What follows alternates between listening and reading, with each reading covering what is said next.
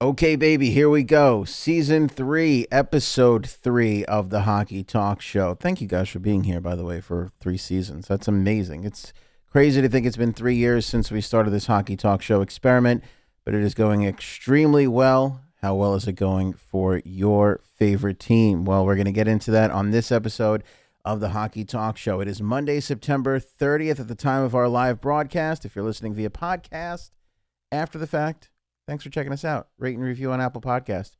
Go on over to our YouTube page and just hit that subscribe button and thumbs up. Even if you don't watch us on YouTube, who cares? Need the numbers to go up a little bit. Thanks, pal. Speaking of numbers to go up a little bit, all the RFAs basically came home to roost, right? Patrick Laine's in, Kyle Connors signed up, Mikko Rantanen signed up. We'll take a look at their contracts quickly here at the start of the Hockey Talk Show. They weren't the only people to join the National Hockey League with an official contract. Green Day, part of the National Hockey League now. How about that? They signed a 2-year deal. I don't know what their cap implications are. We'll have to see what that second year is and whether they're up for a big raise or not. We'll talk about Green Day. We'll talk about maybe the centerpiece of this episode, which is the waiver wire. Crazy players on waivers today. What does it mean for your team? We'll get into that and so much more. Islanders and Joshua Ho-Sang, no surprise there. That may be the biggest name on the waiver wire today. So we'll talk about that. Dip our toe a little bit into a preview of this season here on this episode of the Hockey Talk Show. And we're taking a lot of questions. So if you have them on Facebook and YouTube, let us know. Let's go.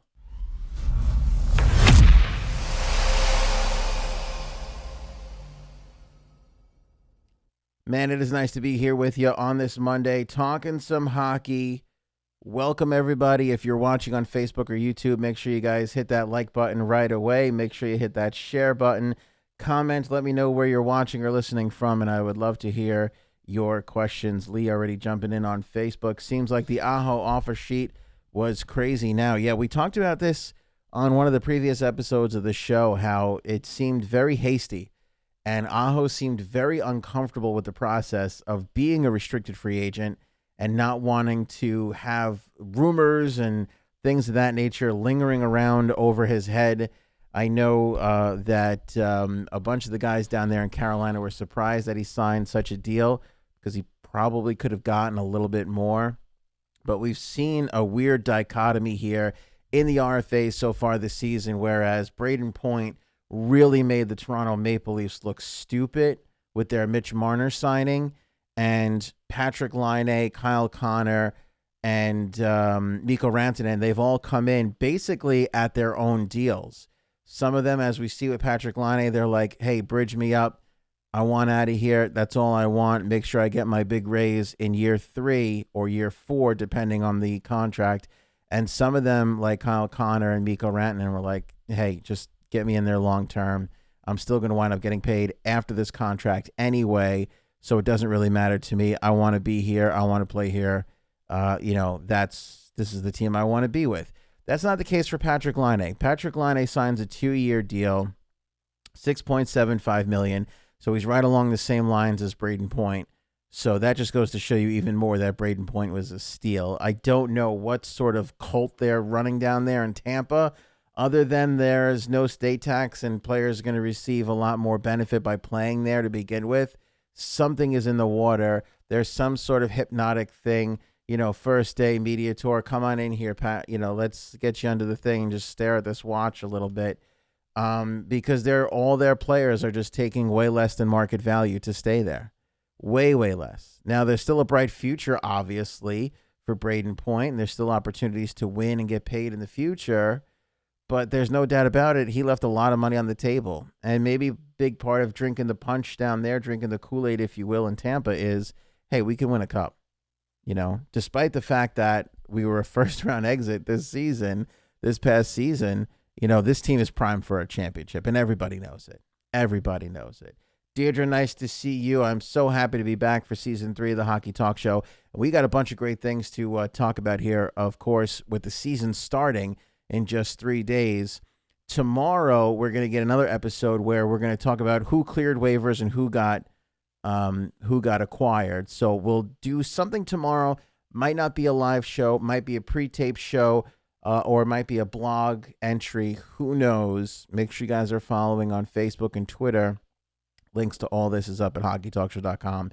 But we're basically going to set up what all the waivers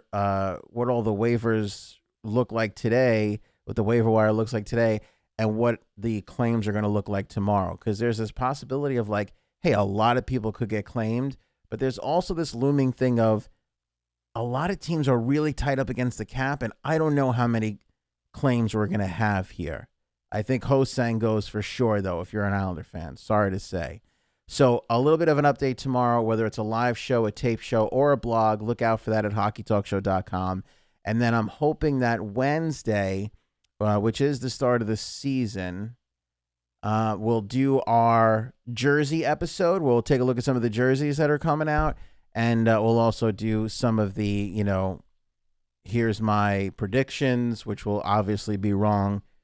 First day of the season when somebody breaks their leg and some goalie is out for 6 months and all that kind of stuff, and we can all laugh at it later on at the end of the year. So there's plenty of hockey talk shows to go around. Again, hit that like button on Facebook or YouTube. Make sure you guys are subscribed on YouTube. Even though you're watching, our Facebook numbers are going through the roof. Our YouTube numbers aren't climbing as fast. So even if you're watching on Facebook right now, hit that subscribe button on the YouTube channel. Certainly would appreciate that so much. All right, let's start with the boys up in Winnipeg, right? Got those two guys signed up, Patrick Laine and Kyle Connor. Let's take a look at that, and then we're going to get to some of those questions, especially about Joshua Ho-Sang, because I know there's going to be a lot of them. Like the deals on both of these guys, both very appropriate. Obviously, Patrick Laine does not like being a third-line player. He does not like to pass the puck either, but he is a good goal scorer. 30 every single year at that. And I don't think we're going to see Patrick Laine in the mix here too much longer after those 2 years. But again, he signs one of these Timo Meier specials with an RFA where there's still more RFA time on his career. He doesn't become a UFA at the end of 2 years. He becomes an RFA, but he has a $7.5 million cap hit in that last season. So it's a 6.75 AAV, but it's $6 million in actual money the first year, 7.5 in actual money the second year, which means that if somebody wants to sign him, his qualifying offer, his absolute base salary in year 3, right, next contract has to be $7.5 million. So Timo Meier was the first one we saw do this, puts $10 million in his last year of the deal, and a copycat league is the NHL, as is the NFL, as is MLB and NBA. Everybody goes, boy, that's a genius idea. Nobody saw that coming. Let's do that to our contracts as well. So nearly everybody who signed a bridge, I think with the exception of Aho, actually, structured their deal that way. Bonus money doesn't really matter. A lot of these guys are getting paid on a salary bonus. July 1, they'll get their big fat check no matter what, and then they'll get a lot less throughout the course of the rest of the season. But those are semantics. What really puts value onto these players, especially these RFAs, is their actual salary. So it doesn't matter what it looks like, bonus or not. It goes into the actual salary, and Patrick is at 7.5. So it's going to cost the Winnipeg Jets $7.5 million to keep him if they want to pass this 2-year deal if he wants to sign. I don't know if he will. I think it's a good test for both sides because you got a player who doesn't really, I don't think, care for the coach all that much or has had some issues in the past. Coach wants the player to play a little bit more defense. Totally understandable. He doesn't have the squeaky clean, nice little reputation as Kyle Connor does in the locker room. Not that he's a bad locker room guy. I'm just saying, there's been some issues there with him and the coaching staff and everything else. So 2-year deal keeps everybody honest, and we'll see how Patrick Laine plays out. But you better believe that from here on out, any bit of bumpy road that we have with number 29 in Winnipeg, he's going to be subject to trade rumors. Especially as we head into next season with the uncertainty of if he'll sign or not, you're going to start to see some teams that have a lot of that space pop up in trade rumors. And I'm talking exactly to you fans over there in Columbus who are sitting there wondering, well, my team got pillaged, everybody left for greener pastures, and we're just sitting here with all this big fat cap space. And dumb Anthony from the Hockey Talk Show and every other hockey pundit said to me, don't worry, guys in Columbus, you guys have a phenomenal asset and all that cap space. You're going to wind up coming out and picking somebody up. And by the way, don't call me dumb. That's hurtful and offensive. But the point is this. You still have that cap space. Even though you didn't get the player you may have wanted in this offseason, even though you didn't go out there and sign Mitch Marner to a big fat offer sheet deal, all of that stuff, all things considering, the Columbus Blue Jackets and the teams that have a good amount of cap space, which there are basically few and far in between. There's not a ton of teams that have tons of cap space to throw around. You guys are still in good shape. You still have that cap space. That cap space has not gone bad, right? The cap space is still good. There's no expiration date on that cap space. Ottawa has the space. We know they're not going to spend it. Anaheim's got some room. The Devils have some room, but the Columbus Blue Jackets are sitting here right now with $13 million in cap space. You still have a chance to go out and use it. There's still a possibility of some good trades and movement here at the start of the season. We always see that. We'll see what happens with the waiver wire. And there's going to be a possibility going into the trade deadline and going into next year. Again, you're going to start to see the guys who sign bridge deals, especially the ones who sign 2-year deals like a Patrick Laine. If he has a bumpy year this year, if he doesn't get off to a good start next season, it's going to be those guys that Columbus is going to be able to say, hey, we got the cap space. We're not worried about your $7.5 million the following season. We can pay it. Why don't you come and check out Columbus, Ohio? So Columbus, I know there's a lot of discouraged fans over there for the Blue Jackets. Don't be discouraged. You still have some good opportunities. Let's talk about Kyle Connor. For those of you guys who are just joining us, we're just recapping some of the RFAs that signed over the last couple of days since episode 2 of the Hockey Talk Show. Talked about Patrick Laine, Kyle Connor, 7-year deal, just under $50 million, average of $7.14 million. Winnipeg essentially buying 2 years of unrestricted free agency here from Kyle Connor. I like that for the team. That's certainly team friendly. 7.14 per year, kind of team friendly when you look at it. Kyle's been a great player for the Winnipeg Jets. A lot of the offensive ability of this team. You got Wheeler now, Kyle Connor, Patrick Laine for at least 2 seasons. Mark Scheifele, Nikolai Ehlers, and Brian Little all locked up to pretty long-term deals. Those guys, by the way, that whole list I just said, locked up until 23-24, except for Laine, who's only on a 2-year deal. But you got your offense pretty much situated. The problem with Winnipeg is who the hell is going to play defense for you? You know, and they've had quite a revolution down there in defensive land because Trouba goes, Tyler Myers goes, and now you're basically looking at Joshua Morrissey, who's there, no doubt about it, stud defenseman. Dmitry Kulikov is there. What do you have in Neil Pionk? He's making $3 million. Is he worthy of a top 4 spot? He's going to get a chance to play there. You got Nathan Bellew, who's going to get a spot. And you got a bunch of guys making under $1 million for the Winnipeg Jets that are basically going to be expected to play if big ol' Dustin Byfuglien doesn't come back. And we checked on Dustin Byfuglien before the show, and basically everything is status quo. Winnipeg is not saying anything. Dustin is not saying anything. Apparently, he is debating retirement. Some people are still speculating that there are some family issues there. I'm not really one to pry into family issues. It ain't my thing. But basically, Winnipeg is a big fat question mark now. And it kind of makes you wonder, does the Patrick Laine deal look smarter than Kyle Connor? Because who knows where this team is going to be? You know, who knows where this team is going to be without that defense? Which brings me to some of the waiver wires today. The Islanders put not only Joshua Ho-Sang, who we will talk about, but Thomas Hickey on waivers today. And that's a big deal because there's plenty of teams out there that are looking for defensive help, including the Winnipeg Jets, that are probably going to go take a look at Thomas Hickey. Thomas Hickey, a tremendous defenseman, really good 5th or 6th guy. I can't tell you how great he is. I've had the ability to watch him game in and game out. What's up, Eddie, on YouTube? What's up, Matt? Glad you made it. Everybody on the Facebook chat coming out strong. Lots of likes, lots of shares. Keep that up on the YouTube side, too. Thomas Hickey is a phenomenal player. Great. Like, I mean, you might be thinking to yourself, Ant, he's a fifth, sixth, seventh defenseman. It's true, but he is maybe the best fifth, sixth, or seventh defenseman in the game. And that may not mean a lot to you, but once you get into playoff time, those things are big deals. And by the way, again, we're not talking about a Joshua Morrissey here. We're not talking about a Chris Letang, a Drew Doughty. We're not talking that level. But as far as utility guys, blue-collar, hard-working guys that are there for you, Thomas Hickey is one of the best on that bottom six, on that bottom three pairing, I should say, fifth or sixth defenseman. And might I add, the guy loves overtime. I mean, the guy loves overtime. Not exactly Justin Williams-esque, Mr. Game 7, Mr. Clutch, but Thomas Hickey loves overtime. When John Tavares was with the Islanders, Tavares and Hickey went out in overtime all the time.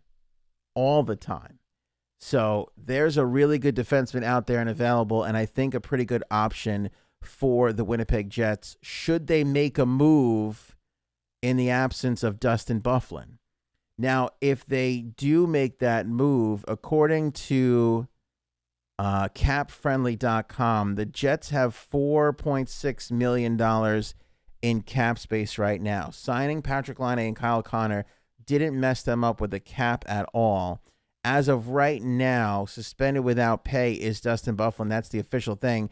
So I think if they add him, they'll be over. But I think they're carrying with them a bunch of extra players on the roster right now. They have 27 players on the roster right now. So they're going to be sending a bunch of guys down and saving a bunch of cash that way. I don't know what that's going to look like. I don't know who's making the team and who's not making a team.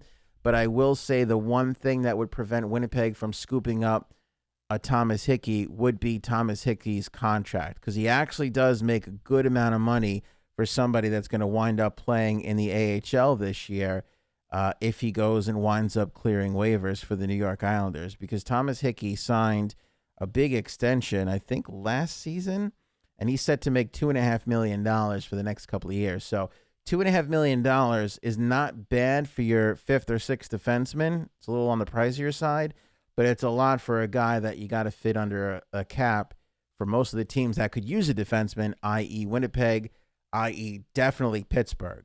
I don't know what they're doing over there in Pittsburgh, but I got to tell you something. I've been looking at this year, and I'm looking at that Metropolitan Division, and I'm looking at what the Devils added, and I'm looking at what the Rangers added.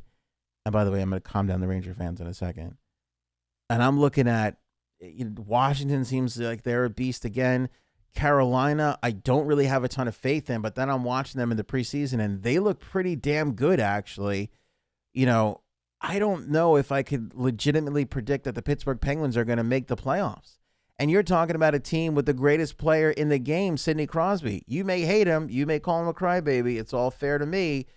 But facts are facts. And Evgeni Malkin's fantastic still. And they still have Chris Letang. And Matt Murray, when healthy, is still one of the best netminders in the game. And I'm sitting here looking at this roster going, I don't know. You're putting a lot of faith in Alex Galchenyuk. And if he goes awry, like he has been going, you may be putting too much of a load on the back of 87 and 71, and they may be a little bit up there in age to carry it for an entire 82-game season. I just don't know about the Pittsburgh Penguins this year. I just don't know. Lee thinks the Pens are in trouble, and I agree with Lee. I'm with you, Lee, in the Facebook chat. Appreciate that, my man. Pittsburgh, I mean, if you're a Pens fan, again, I feel like, we talked about this with Los Angeles. We talked about this with Chicago. And I feel like Pittsburgh was a little bit more immune to it, where you're coming off your Cup championship years, your playoff, your championship window, whatever you want to call it. And I felt like out of those three teams that were aging with their two stars, Pittsburgh was probably in the best case scenario, and now I just don't know. I liked Phil Kessel there so much more than I like Alex Galchenyuk. And the rumors today are that Jim Rutherford is trying to move Jack Johnson. Let's talk about that. Let's talk about Rob Rossi for The Athletic. Says that the Penguins are exploring potential deals that could involve defenseman Jack Johnson. The blue liner has been informed by Jimmy Rutherford that he could be traded within 48 hours. The Penguins are above the $81.5 million salary cap and must become cap compliant before the start of the season. Johnson is signed through 22-23 with an average annual value of $3.25 million. He's been surpassed on the depth chart by a bunch of players in the Pittsburgh organization, including Juuso Riikola. My apologies if I got that wrong.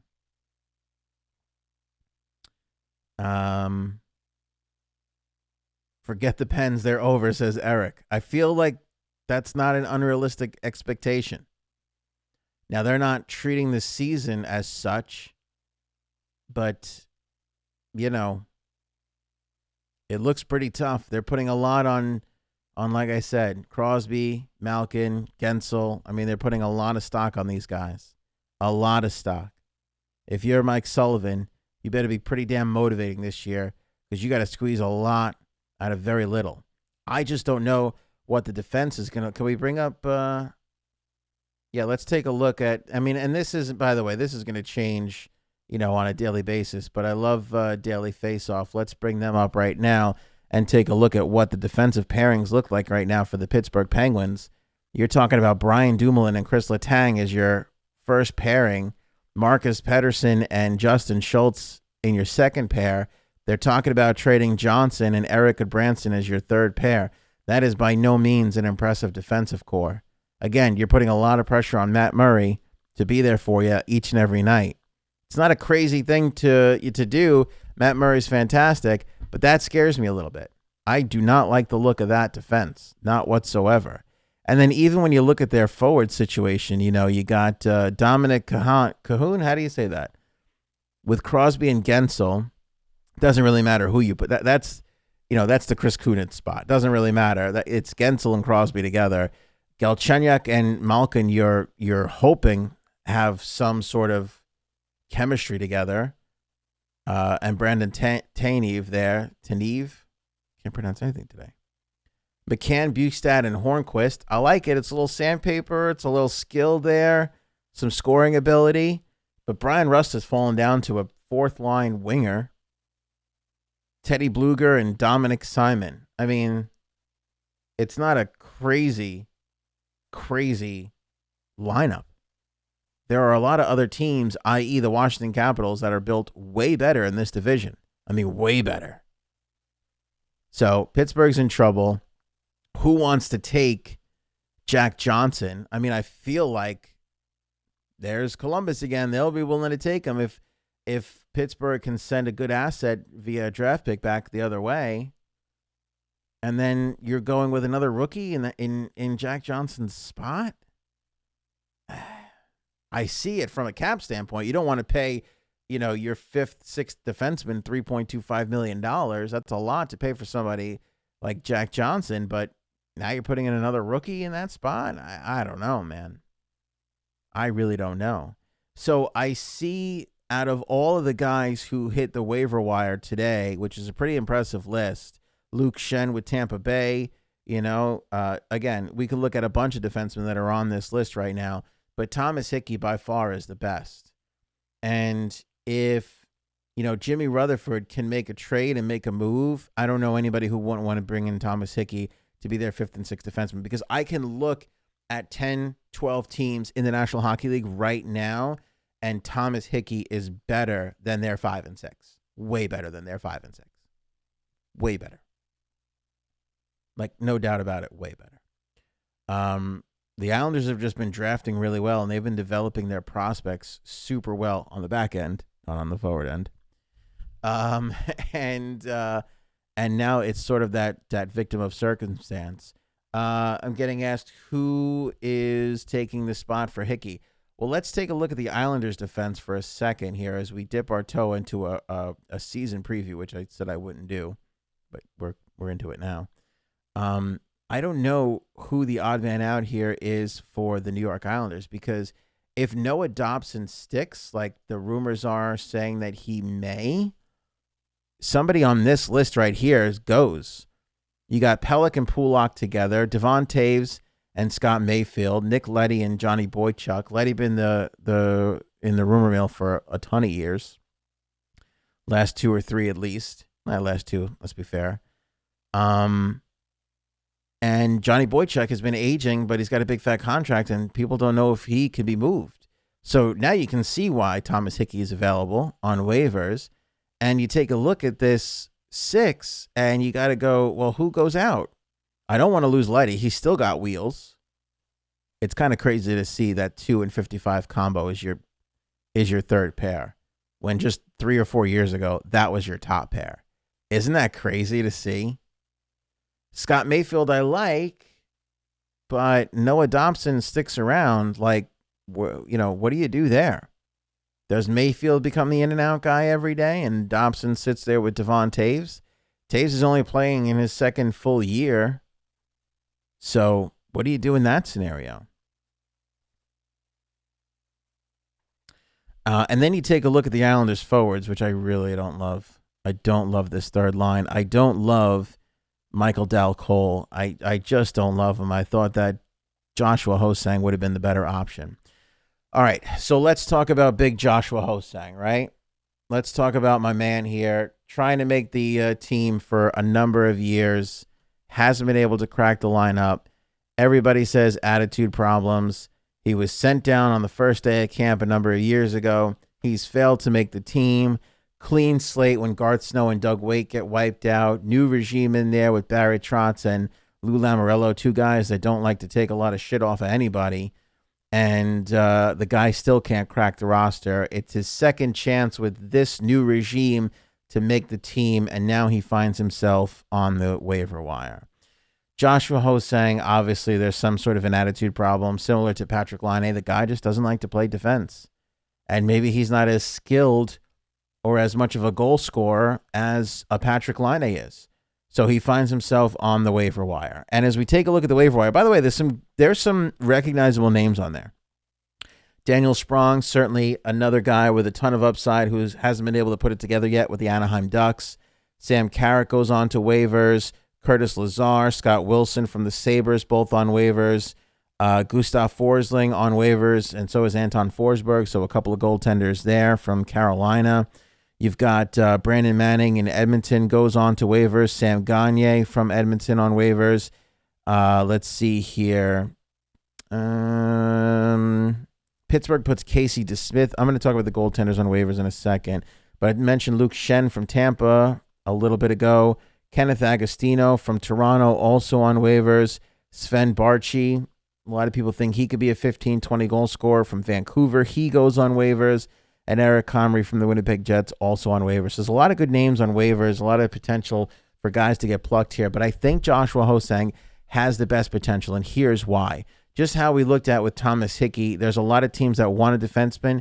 Thomas Hickey is better than a lot of teams' defensemen. But when you look at their cap hits across the league, there's a lot of teams that just don't have a ton of space to go out and add a whole contract without having to move a contract out. But there are a couple of teams who can do exactly that. And one of those teams, for me, the New Jersey Devils, have $6.4 million in cap space. I can absolutely see them adding a Joshua Hosang to their roster. They've got the space.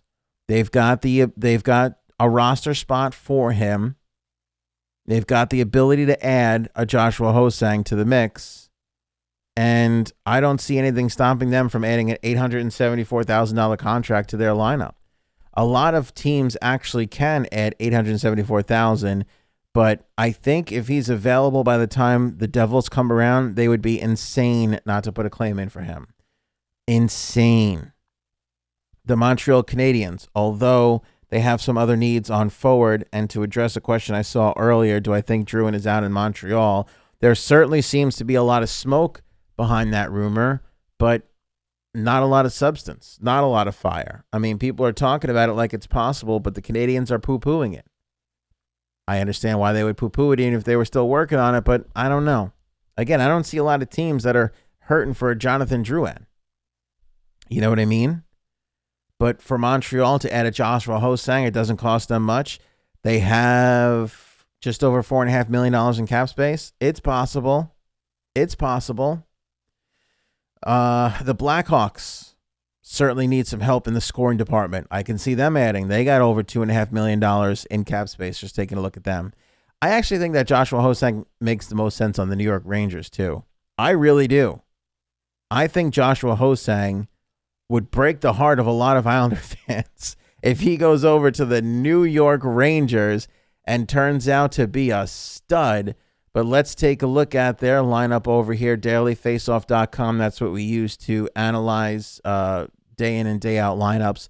This obviously is all going to be a little messy because of the time of year it is, but let's just play around for argument's sake. Not a lot of space in the New York Rangers, salary cap pool. But let's take a look at their lineup. And this is where I'm going to calm down Ranger fans. All the Ranger fans are all like, we added Capo Caco. We added Artemi Panarin. They did add, arguably, along with Jack Hughes, the best prospect in the draft. They did add the best player in free agency in Artemi Panarin. They did add Jacob Trouba to their defense, which desperately needed a little bit of an overhaul. They did cut loose Shat Deuces, which didn't work out. They made all the right moves. I do love everything that the Rangers have done, and I've praised them for that in the past. But I'm starting to see a lot of big heads over there on Broadway, and I got to calm you guys down. And the first and foremost, most notable reason why is staring you dead in the middle of the screen. He wears number 16. No franchise with Ryan Strome as your second center can succeed. Listen to me. It's impossible. It's been predetermined. And he was a highly touted prospect. And he hasn't really done all that bad with the New York Rangers. And he kind of can score a little bit. Look at me. Look at me. No franchise with Ryan Strome as a second line center can succeed. It is impossible. It has been predetermined by the hockey gods. It cannot be done. I will go outside and I will lick the street outside the Hockey Talk Show studios, and I will film it if the New York Rangers find a good amount of success with Ryan Strome in that second line position. Now, are the Rangers going to be better this year than they were last year? Yes. Are the Rangers going to challenge for a playoff spot? When you have Henrik Lundqvist and you have some of the offensive ability that they have, yes. Is the Ranger power play going to be dangerous as hell? Yes. That first unit is going to be sick. So why are you down on the Rangers, Ant? Because a franchise with Ryan Strome as your second line center cannot possibly succeed. I like Ryan Strome. He's a nice fella. He's got a lot of fans out there. His family's wonderful. Dylan's wonderful. Good hockey family. All the values in the world. I wish Ryan nothing but luck in the world. It has been predetermined by the hockey gods, and there are some things that you just cannot argue with.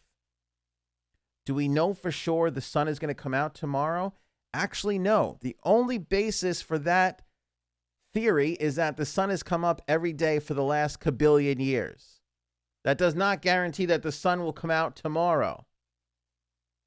It's the same thing with Ryan Strome. Is it possible he puts up 30 goals and has, 60 points as a second line centerman playing with Capo Caco and Chris Kreider? It's possible, but probably not.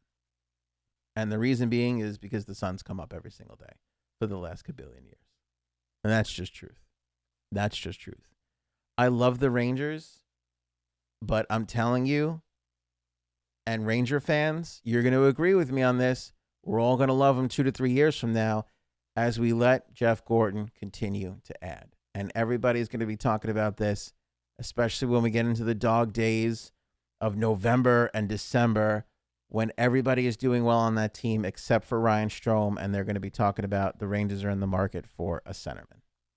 And they're going to join the ranks of every other NHL franchise that is desperately trying to find their second line centerman. For sure.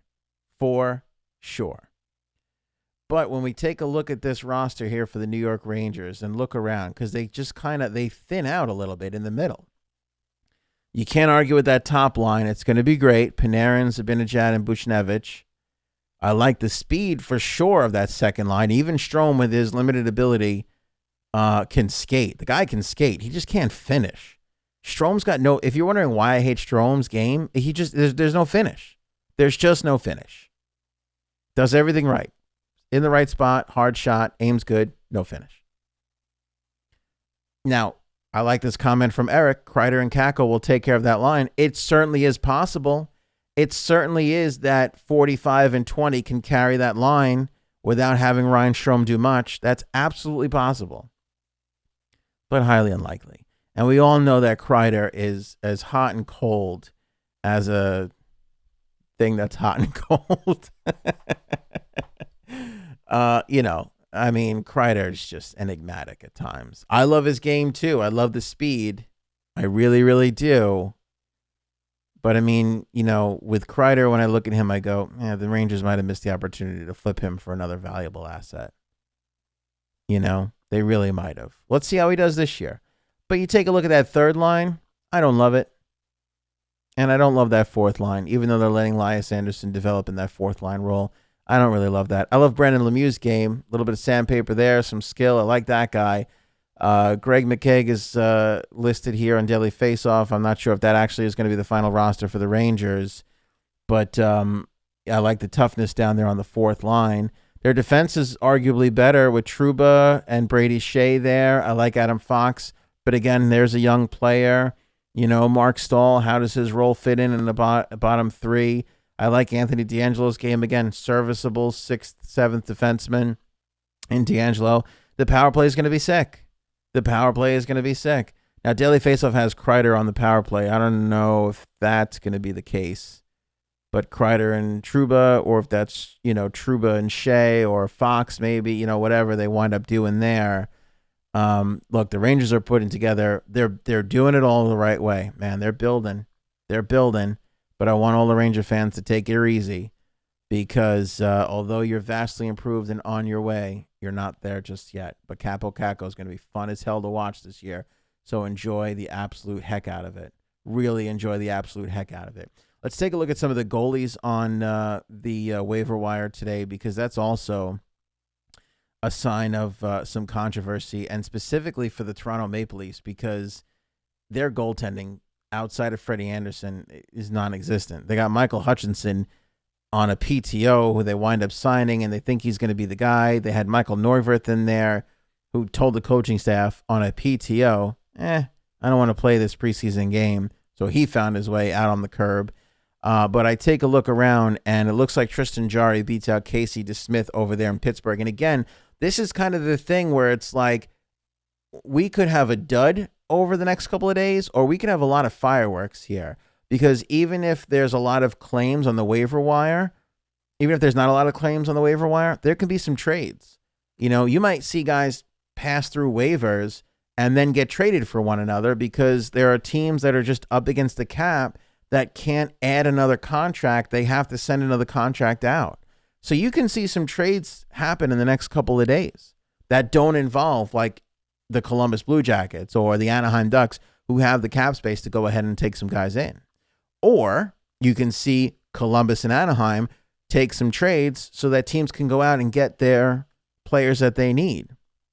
And you take a look around, and I look at the goalies that are on the waiver wire here. Okay, Gustav Forsling, Anton Forsberg, maybe not all that exciting, but we're talking about Michael Hutchinson here with the Toronto Maple Leafs. I mean, anybody in there. Ryan Strome in goalie pads, having not played goalie probably since he was in juniors or on the street with his friends, is arguably as good as Michael Hutchinson. I'm sorry, but it's true. So you're going to have to take a look all around at some of the goalies that are available.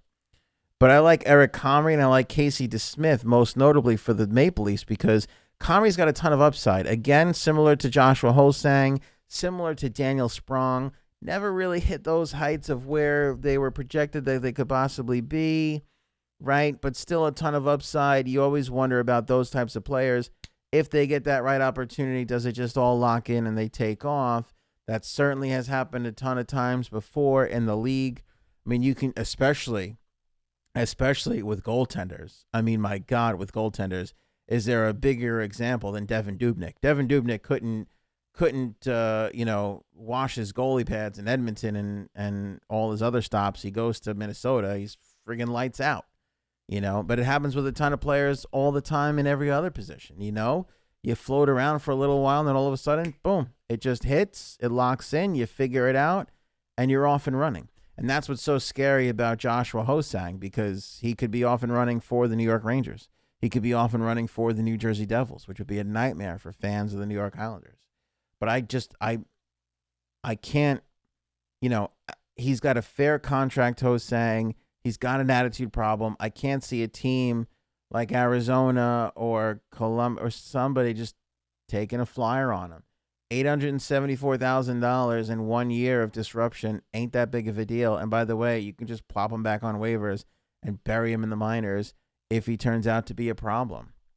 But if you got one of these, offensive, no defensive player coach whisperers, like Arizona, actually, which is a good, as I'm talking this out in my head here, I'm just kind of thinking about this. Let me take a look at the Arizona Coyotes and see what their cap space situation is. Yeah, as of right now, they have none, but they do have some LTIR space. And it looks like they have a bunch of players on. So if they wind up sending a guy down, it's possible, I guess, they could put a claim in for him. But you look at a Rick Tocchet who loves Phil Kessel, who suffers from the same no defense disease, and maybe that flies and works with Arizona. Anthony Duclair is another player similar to Joshua Ho-Sang, where hasn't really been able to put it together. Different situation. It's not really an off ice issue, an attitude issue with Duclair, but he's always had this big upside, never been able to put it together, just like Joshua Ho-Sang. And Duclair, they tried him in Arizona. They tried him around a bunch of places, Chicago, the Rangers. So Ho-Sang is going to be one of those journeyman guys for sure, unless he figures it out and finally gets his defensive game, or just at least listens to the coaches enough to stick into a lineup. But he could be a mid-six player for sure, for a team out there. So Arizona is definitely possible for him. But if you look at, your Eric Comries, again, it's worth a shot over Michael Hutchinson for Toronto. And I think Casey DeSmith, for sure, you got to figure out a way to get him in your lineup, because, here's a guy who hasn't played a whole ton, DeSmith, but I mean, every game that he has played, he's definitely kept his goals against average under 3. And that is way better than Michael Hutchinson. I mean, way better. Plus, he's young. You can slot him behind Freddie Anderson. You can feel comfortable giving him 20, 25 games a year. He's had to put the pens on his shoulders at times. He's certainly carried the team in certain stretches when he's gotten a chance, an opportunity to play. I just think if you're the Toronto Maple Leafs right now, you're sitting in a room trying to figure out how to get Casey DeSmith, claim him off of waivers, and keep yourself under the cap. Which, again, this is why I hate the Leafs so much. There's $40 million in 4 players, and they don't have a backup goaltender. One not Scott Wilson, one Ryan Reeves, piling into Freddie Anderson, and your season is done. Like, the Leafs have put themselves in a situation where not only do we not know who their backup netminder is, we don't know, like they can't even go out and trade for somebody if they had to, because you're so tight up against that cap. You're one Freddie Anderson sprained ACL, concussion hit, whatever, from your entire season going down in the dumps. And would you pick a damn captain already? That's the other thing. The Leafs have backed themselves into such a corner where Tavares should be their captain, but they don't want to slight Austin Matthews. And you can make the argument for Austin Matthews being there first and should be their captain, but they don't want to slight John Tavares. And forget Mitch Marner. He's not even in the conversation. And you got Morgan Riley sitting there as well. The Leafs have backed themselves into a corner with this captain thing because I can tell how the Toronto media is, and they are chomping at the bit once the person who doesn't get the C starts playing bad to throw that up into the face of the front office of Toronto. That, oh, look at the, this is what happens when you don't name player here captain. He falls to hell. Speaking of which, we mentioned the Carolina Hurricanes earlier, how I think that they could wind up surprising everybody again this year. They went out and named Jordan Staal the next captain of the team, which is certainly very, very deserving. Smart move. Not sure if it's a sign that, Justin Williams doesn't come back. Again, I think if Williams does come back, it's a right before the postseason, pre-trade deadline. He's got to be in before the deadline. It's a deadline move if Justin Williams comes back. But Jordan Staal will be the captain. Jordan Martinook will be the alternate, and so will Jacob Slavin. So, we can see Rod Brindamore getting that leadership group in together, really forming this team, how he wants them to look, starting to take shape for the Carolina Hurricanes. So congratulations. But there you go, Toronto. Take a look at Carolina. Take a look at them jerks, right? Captain leaves. They name another one. They're not waiting a year. They can't even answer questions up there in Toronto. They're like, hey, when do you think you're going to name a captain before the season? Mike Babcock's answer was, I think we'll do it before Christmas. I mean, I don't get it. I just don't get it. Keith, Tavares is a snake. Well, it would be that as it may. The guy wore the C before in the National Hockey League and certainly can wear it again. I don't think that Austin Matthews, talking out of his ass to a young lady doing the whole Ace Ventura bit, I don't think that means he's not going to be a captain. I think him not telling the Leafs about that he got into some trouble in the offseason, that's not a good sign. But even with that little dust up there, I still don't think that puts too much... it puts the kibosh on him getting the C. To me, I would give John the C because he's just signed longer. And I know everybody's thinking, well, I know Matthews is signed for 5 years and people say he's going to leave in 5 years to go to Arizona. That's no guarantee. It's no guarantee, but I feel like it's a damn guarantee. Like, I feel like Matthews is in a Coyotes jersey in 5 years.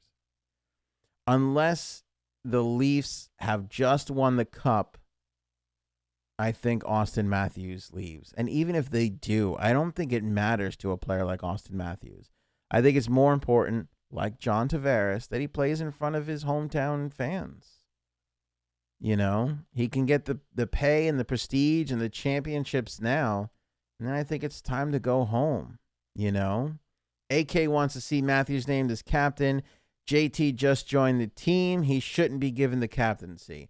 A lot of people in Toronto feel that way. I mean, I disagree, but a lot of people in Toronto feel that way. Like Matthews was there first, he deserves it more. I don't really think that sticks. I mean, if you're going to go with that argument, then Morgan Riley should be the captain because he'd been there before Austin Matthews. And by the way, a lot of people consider him to be a really good leader.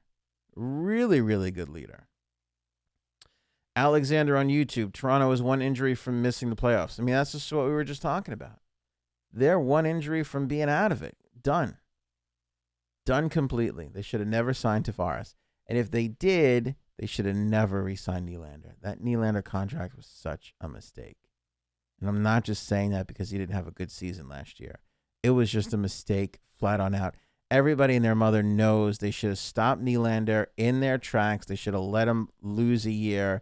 You would have had a better handle on the Marner situation. Now you got Marner making $10 million and Braden Point making $6 million. And I know about the tax implications and I know about the terms of the deal. You still look stupid. You still look foolish. And I pray that it doesn't go south for the Maple Leafs. I'm not praying for anybody to get hurt, but doesn't it feel like a foregone? I mean, you just don't go through a National Hockey League season without some major injuries. You better hope it's not to Freddie Anderson because then you're going to be in big fat trouble. Big fat trouble.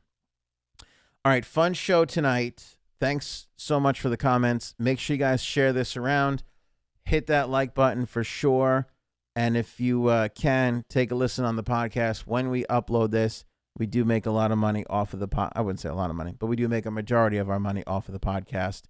And of course, if you go to thehockeytalkshow.com, you can donate 99 cents a month if you enjoy the show, and that certainly helps us offset the cost of doing this show completely for free on Facebook, YouTube, and via all the podcast networks.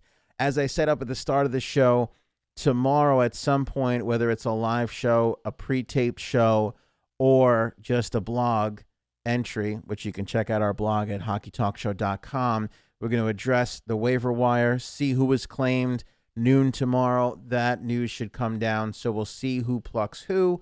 We'll see who clears, and then we'll start to address if a lot of these players clear, which is a possibility.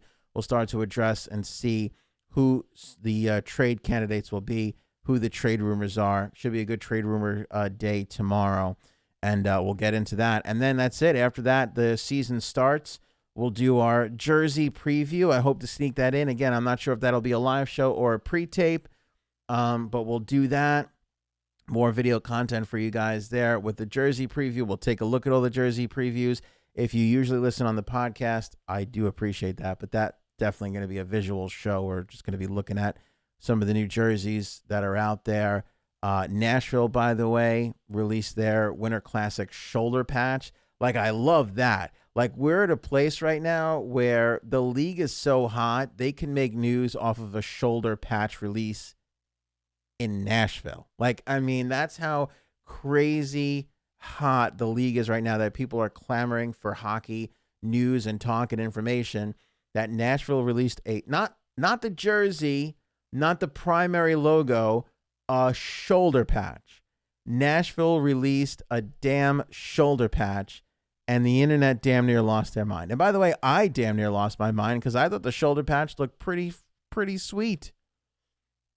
I was really impressed with the shoulder patch. It has this sort of, I wrote it, it has this sort of collegiate look to it, which I really, really love, because anytime we get into a Winter Classic situation here, they always try and go back to that nostalgic look. And since there's not really much nostalgia having to do with the Nashville Predators, you sort of kind of have to manufacture it. Let's pop that up on the screen really quick here for everybody to see, in case you missed it there. There it is up on the screen for you guys. I love it. Somebody made a comment like, oh, that could be any high school, football jersey.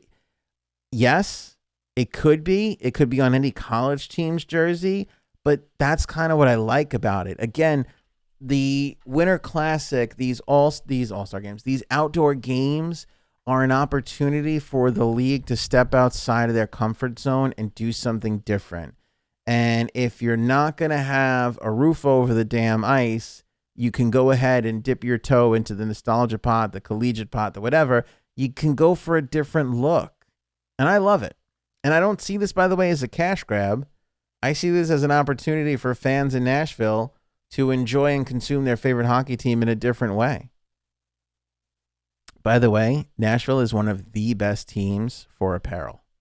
If you look at their t-shirts and their apparel, they do such a beautiful job. The All-Star logos a couple of years ago, the All-Star jerseys were gorgeous down there when the game was in Nashville. So I really like this look. We'll take a look at what the other new logos and jerseys are in that show. That should be your Wednesday show. So lots of content this week as we ramp up to the first week of the season. And then we're going to start talking about games and plays and everything else. So there's plenty to get into on the Hockey Talk Show. I keep telling everybody, if you're into this show, make sure you share it on social media. Let your other hockey fans know. If you're in a Facebook hockey group, share the show to the group. Share the Facebook page. Share the YouTube channel. I would prefer the YouTube channel, actually. And let everybody know. Subscribe, come on board, because we're just talking hockey here. The only show on the internet that has two-way hockey talk, where you guys can leave a comment, you guys can call up the line when we have it active, and we can go back and forth and just discuss hockey together. And nobody else is doing that.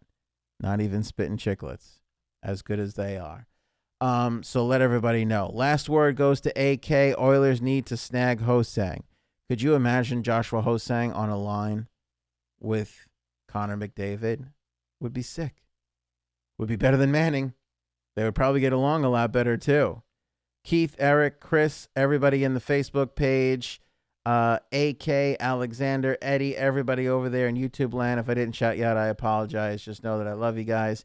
And can't wait to talk more hockey with you this season. It's going to be a big one. Again, we'll see you tomorrow via pre-tape, live, or blog. Make sure you're checking Hockey Talk Show on a daily basis. Have a great night, everybody. See you on the next shift.